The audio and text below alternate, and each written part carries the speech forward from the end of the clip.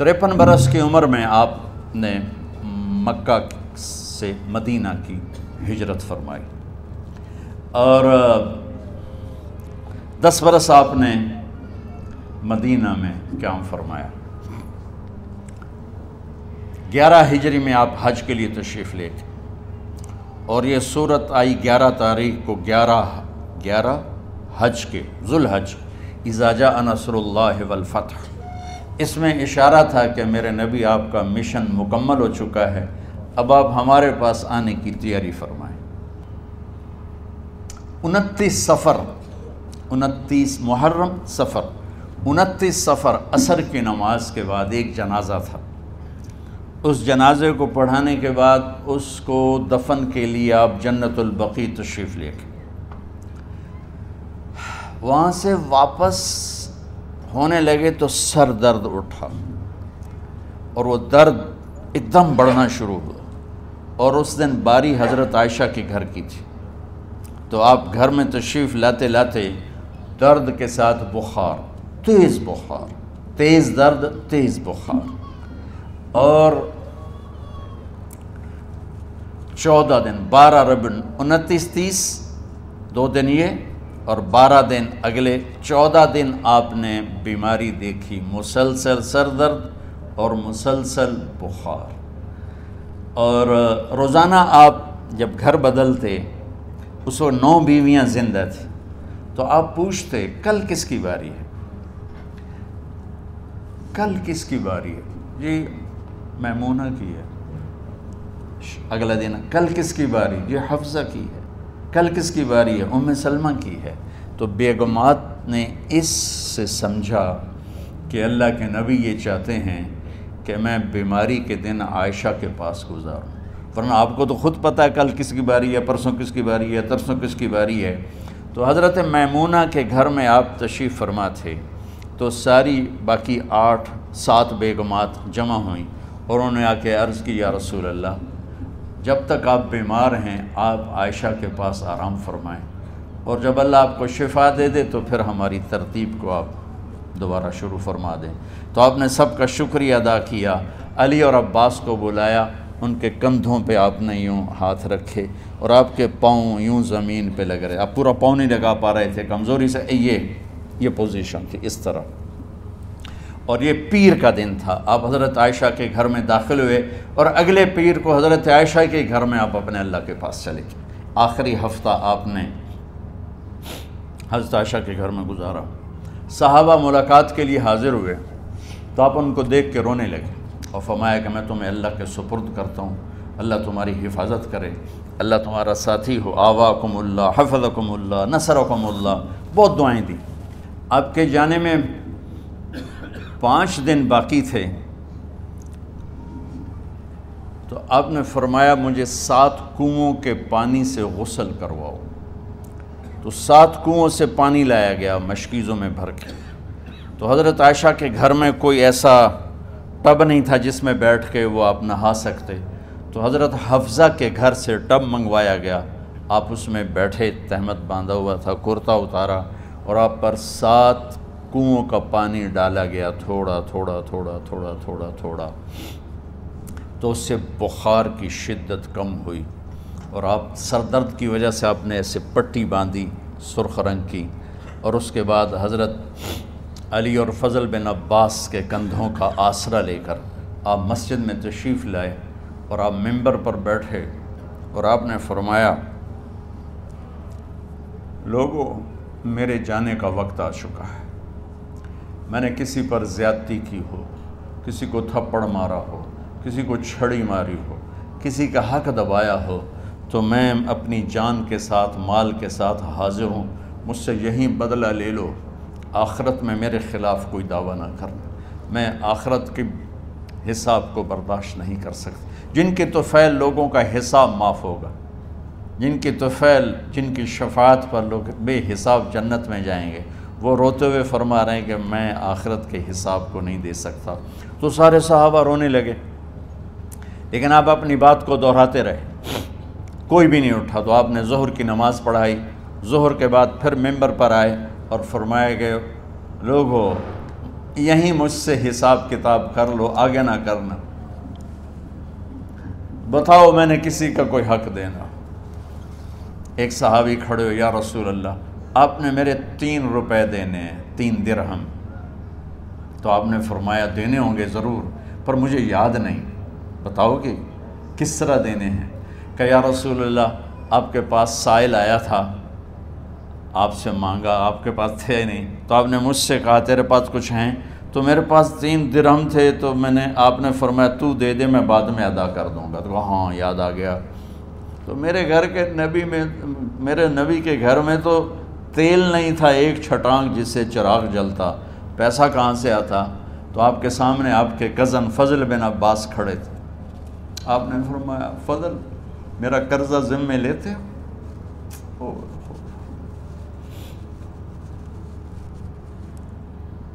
جن کے لیے کائنات سجائی گئی، جنت کی چابیاں جن کو پکڑائی گئیں، جاتے ہوئے 3 روپے دینے کی ہمت نہیں تھی۔ کہا فضل میرا قرضہ ذمہ لیتے ہو؟ کہا جی یا رسول میں اپنے ذمہ لیتا ہوں۔ کہا اس سے لے لینا۔ آپ گھر تشریف لے گئے، نماز کے لیے آتے تھے، پڑھاتے تھے۔ جمعرات کو عشاء کی نماز پڑھانے کے لیے اٹھ نہیں سکے، گر گئے، پھر اٹھنے لگے، اٹھ نہیں سکے، گر گئے، پھر اٹھنے لگے، اٹھ نہیں سکے۔ تو آپ نے فرمایا ابو بکر سے کہو نماز پڑھائے، عشاء کی نماز۔ ابو بکر ذرا پیچھے کھڑے تھے، عمر آگے کھڑے تھے۔ تو لوگوں نے کہا نماز ہی پڑھاؤنی ہے، کوئی پڑھا دے وے۔ تو انہوں نے حضرت عمر کو آگے کیا، انہوں نے کہا اللہ اکبر۔ جب حضرت عمر کی تکبیر سنی تو آپ نے اندر سے زور سے فرمایا عمر کو پیچھے کرو، ابو بکر کو آگے کرو، میرے رب کا فرمان ہے میرے مصلی پر ابو بکر کے سوا اور کوئی کھڑا نہیں ہو سکتا۔ جمعرات کی عشاء، جمعہ ہفتہ اتوار کی 15 نمازیں، اور پیر کی فجر کی 16 اور جمعرات والی 17 نمازیں ابو بکر نے پڑھائیں میرے نبی کی موجودگی میں۔ ہفتے کے دن ظہر یا عصر میں آپ علی و فضل بن عباس کے کندھوں پر ہاتھ رکھ کے مسجد میں داخل ہوئے اور ابو بکر نماز پڑھا رہے تھے۔ ادھر محسوس ہوا کہ اللہ کے نبی آ رہے ہیں، تو ابو بکر نے یوں پیچھے ہٹنا شروع کیا ایسے تاکہ مصلی سے ہٹ جائیں۔ تو آپ نے ایسے ہاتھ کا اشارہ فرمایا کہ کھڑے رہو، ہٹو نہیں، کھڑے رہو۔ تو وہ پھر آگے مصلی پر آ گئے۔ تو آپ تشریف لائے اور الٹے ہاتھ ابو بکر کے ساتھ بیٹھ کر آپ نے ظہر یا عصر کی 4 رکعت نماز ابو بکر کی امامت میں ادا فرمائی۔ یہ آپ کی آخری نماز تھی مسجد کے اندر امت کے ساتھ، اور تشریف لے کے جمعہ کا دن تھا۔ جبریل آئے، یا رسول اللہ مجھے اللہ نے بھیجا ہے کہ جاؤ میرے محبوب کا حال پوچھ کے آؤ۔ اللہ اکبر۔ تو اب درد اور بخار دونوں چیزیں تھیں، سر کا درد بھی ہیوی ویٹ تھا اور بخار بھی، تپش۔ تو آپ نے کہا جبریل تکلیف ہے، تکلیف میں۔ ہفتے کا دن پھر جبریل آئے، یا رسول اللہ مجھے اللہ نے بھیجا ہے کہ جاؤ میرے محبوب کا حال پوچھ کے آؤ۔ پھر آپ نے فرمایا تکلیف میں۔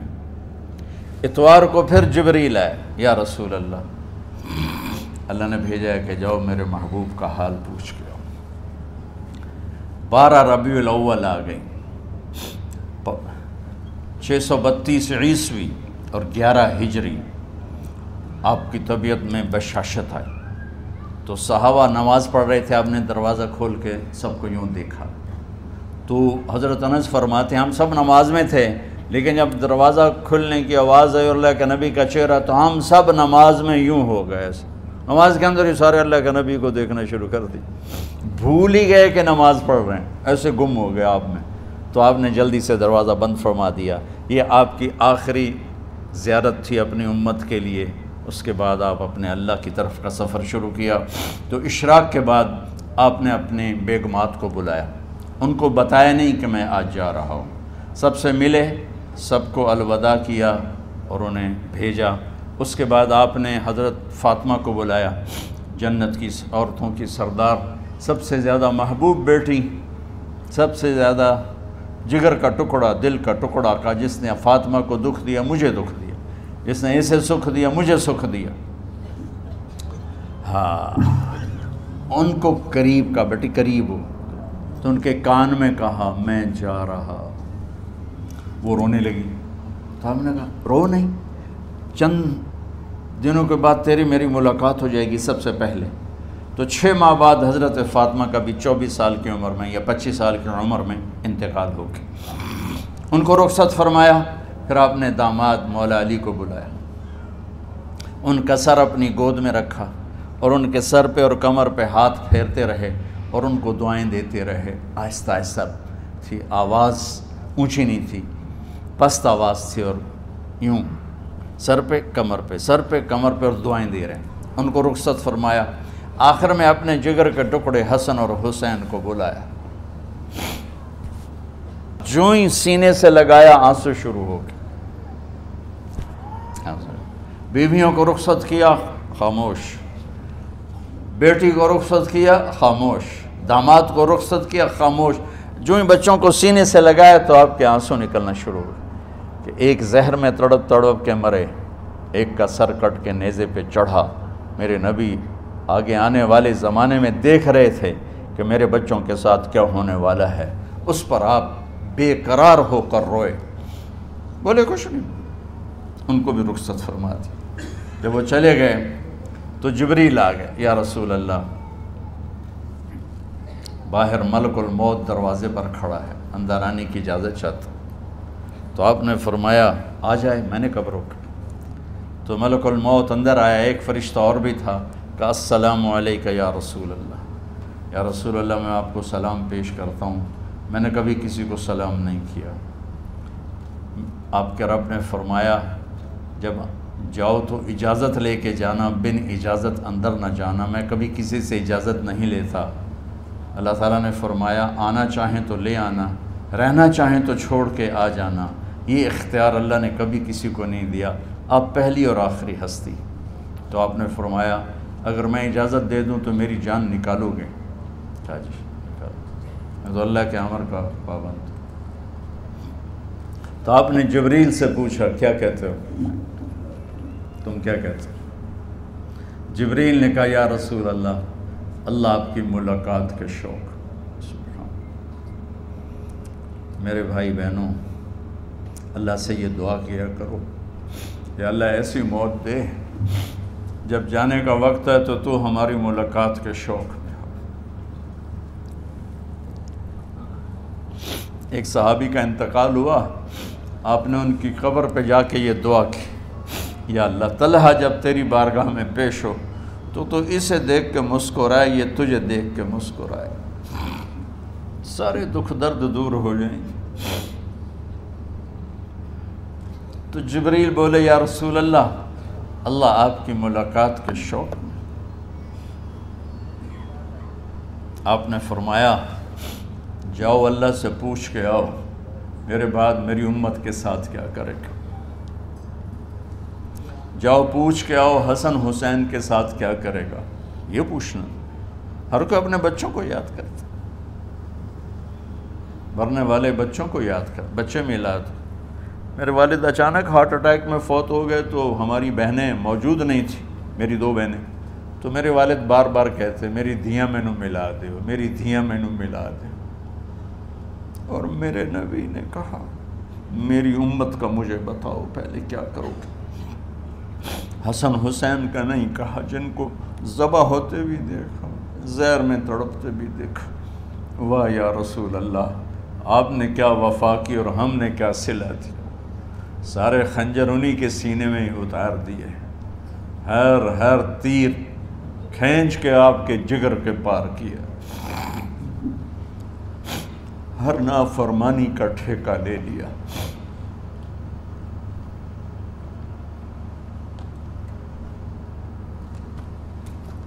آؤ پوچھ کے آؤ میرے بعد میری امت کا کیا کرے گا۔ تو جبریل جا کر پیغام لائے کہ اللہ تعالیٰ فرما رہے ہیں ہم آپ کی امت کو تنہا نہیں چھوڑیں گے۔ میرے رب کی عزت کی قسم، خواتین و حضرات، میرے رب کی عزت کی قسم، میرے نبی یہ بات نہ اٹھاتے تو کوئی ہم میں خنزیر بنتا، کوئی بندر ہو جاتا، کوئی کتا ہو جاتا، کوئی سانپ بچھو بن جاتا۔ اس کملی والے پہ درود و سلام پڑھو جس نے اولاد کو پیچھے کر کے تمہیں اللہ سے مانگا۔ جب تک اللہ نے یہ نہیں کہا کہ آپ کی امت کے بارے میں راضی کر دوں گا، آپ نے فیصلہ نہیں کیا کہ چلو ملک الموت اللہ کی تقدیر کو پورا کر، اور جاتے ہوئے 2 نصیحتیں فرمائیں، وہ بھی بچوں کے لیے نہیں، بیویوں کے لیے نہیں، امت کے لیے۔ الصلاۃ وما ملکت ایمانکم، اے میری امت نماز نہ چھوڑنا،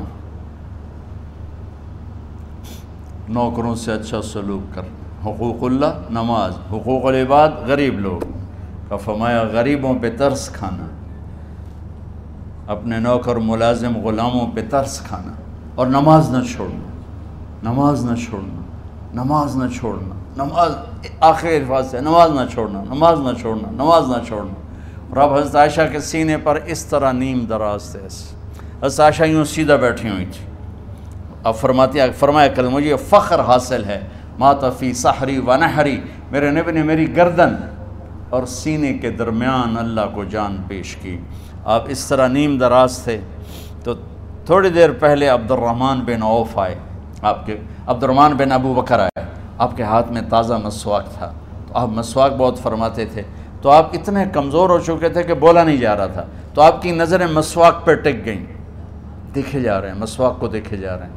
حضرت عائشہ نے محسوس کیا کہ نظریں مسواک پر ہیں، تو کہا یا رسول اللہ اب مسواک کرنا چاہتے ہیں، تو آپ نے تو حضرت عائشہ نے اب بھائی سے لے کر وہ لکڑی اور اپنے منہ میں چبائی اور آپ کے منہ میں اس طرح کر کے خود چلائی، کہا میں وہ خوش قسمت ہوں جس کا لعاب آخری غذا تھی جو میرے نبی کے منہ میں گیا، وہ حضرت ام عائشہ کا لعاب مبارک تھا۔ اور پھر اس کے بعد اگلا یہ سارا واقعہ ہوا، تو آپ نے کہا الصلاۃ وما ملکت ایمانکم، ایک نماز نہ چھوڑنا، ایک اپنے نوکر نوکرانی غلاموں سے اچھا سلوک کرنا، اور پھر اللہم الرفیق الاعلی، یا اللہ بلا لے۔ جب آپ نے اعلان کیا کہ چلو تقدیر کو پورا کرو، تو جبریل بھی غمگین ہو کر کہنے لگے یا رسول اللہ پھر میرا بھی آج دنیا میں آخری دن ہے، آج کے بعد میں بھی کبھی اس دنیا میں لوٹ کے نہیں آؤں گا، یعنی وحی کے ساتھ۔ آپ کی آنکھیں بند ہوئیں، حضرت عائشہ رضی اللہ تعالیٰ عنہ کی چیخ نکلی، تو ساری بیگمات دوڑی دوڑی آئیں، تو آپ کی منزل پوری ہو چکی تھی، تو آپ کو لٹایا گیا اور چادر ڈال دی گئی۔ ابو بکر رضی اللہ تعالیٰ عنہ اپنی دوسری بیگم کے پاس گئے تھے، عوالی، 3-4 میل، پتہ چلا تو وہاں سے گھوڑے پر وہ دوڑتے ہوئے آئے اور آ کر آپ کے ماتھے سے چہرے سے کپڑا ہٹایا اور آپ کے ماتھے پر بوسہ لیا، تو آپ کے آنسو ماتھے پر گرے، کوا و نبیہ وا خلیلا وا صفیہ، ہائے میرا نبی، ہائے میرا دوست، ہائے میرا خلیل، ہائے میرا جگر، کہ یا رسول اللہ آج کے بعد آپ کوئی دکھ نہیں دیکھیں گے۔ جب آپ درد سے بے قرار تھے اور بی بی فاطمہ رضی اللہ تعالیٰ عنہ ساتھ بیٹھی تھیں، تو آپ کی بے قراری کو دیکھ کر وہ رونے لگی کہ ہائے میرے ابا کا درد، ہائے میرے ابا کا درد۔ تو میرے نبی نے کہا ما علی ابی کی کرب بعد اليوم، بیٹی آج تیرے باپ کے دکھ کا آخری دن ہے، آج کے بعد کوئی دکھ نہیں دیکھیں گے۔ تو صدیق نے کہا آپ آج کے بعد کوئی دکھ نہیں دیکھیں گے۔ اب تشریف لے گئے مسجد میں، تو کوہرام مچا ہوا تھا، کچھ گمسم تھے، اور عمر رضی اللہ عنہ تلوار اٹھائے ہوئے تھے، جو کہے گا اللہ کا نبی فوت ہوگا میں سر اڑا دوں گا، وہ فوت نہیں ہوئے، وہ اللہ کے پاس گئے، ایک جنونی کیفیت پیدا ہوگی، وہ واپس آئیں گے، سارے کفار سے جہاد کریں گے۔ تو ابو بکر ممبر پر آئے، کہا عمر بیٹھ جاؤ، عمر کہنے لگے نہیں بیٹھتا، انکار نہیں بیٹھتا، اور تلوار ایسے، سبحان واہ صدیق واہ۔ آپ نے ممبر پہ کھڑے ہو کر، کیا سونے سے بھی لکھے جائیں تو کم ہے، قیمت اس سے زیادہ ہے، میرے صدیق نے کہا لوگو من کان یعبد محمدًا فإن محمدًا قد مات، جو محمد کی پوجا کرتے تھے تو آج محمد کو اللہ نے موت دی تھی۔ ومن کان یعبد اللہ فإن اللہ حی لا یموت، اور جو اللہ کی پوجا کرنے والے ہیں وہ یاد رکھو ان کا اللہ زندہ ہے، موت سے پاک۔ پھر آپ نے اِنَّکَ مَیِّتٌ وَإِنَّهُمْ مَیِّتُونَ، میرے محبوب آپ کو بھی موت آئے گی اور ان سب کو موت آئے گی۔